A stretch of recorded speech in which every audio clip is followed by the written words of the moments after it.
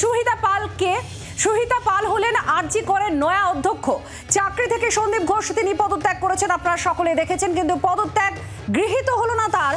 National medical কলেজে অধ্যক্ষের দায়িত্বে এবার গেলেন সন্দীপ ঘোষ।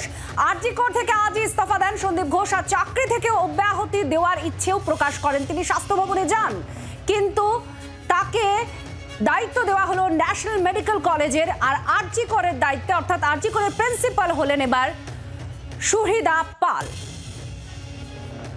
মৌমিতা চক্রবর্তী আমাদের জানাচ্ছেন এই বিষয় নিয়ে। কি জানা যাচ্ছে মৌমিতা এই বিষয় নিয়ে? দেখো যে নোটিফিকেশন আমাদের হাতে এসেছে সেখানে দেখা যাচ্ছে যে ডক্টর সন্দীপ ঘোষ তিনি আরজি কর থেকে আজই পদত্যাগ করেছিলেন প্রিন্সিপালের পদ থেকে। সেই ডক্টর সন্দীপ ঘোষ তাকে কলকাতা ন্যাশনাল মেডিকেল কলেজের দায়িত্ব দেওয়া হলো, পুনরায় দায়িত্ব দেওয়া হলো প্রিন্সিপাল হিসেবেই, এবং ইমিডিয়েট এফেক্টে তাকে জয়েন করতে বলা হয়েছে। অন্যদিকে ডক্টর অজয় কুমার রায় তাকে কলকাতা ন্যাশনাল মেডিকেল কলেজের প্রিন্সিপাল করা হলো, এবং তিনি স্বাস্থ্য ভবনের ওএসডি হিসেবে তিনি কাজ করছিলেন।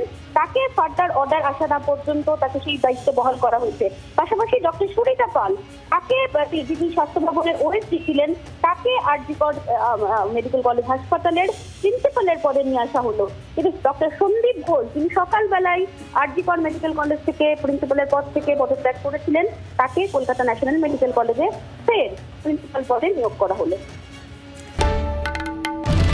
বাংলার আওয়াজ, বাঙালির আবেগ, জি 24 ঘন্টা।